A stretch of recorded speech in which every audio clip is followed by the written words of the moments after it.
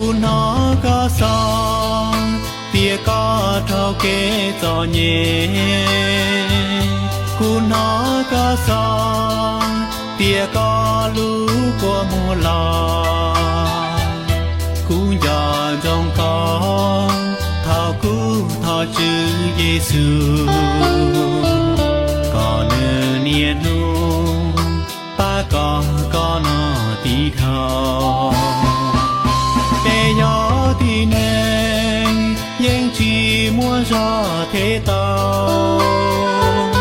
bé nhỏ thì nên nhưng ba chỉ tao tu khen mua cỏ luôn nên cho đua trao chữ Giêsu thảo con thọ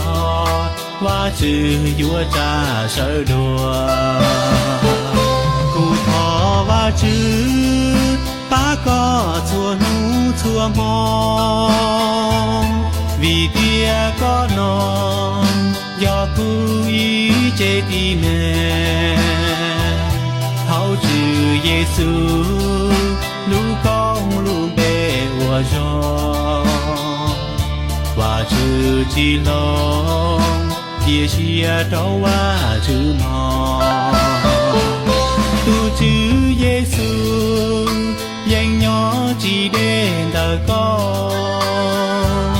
cha lũ giao thong địa chia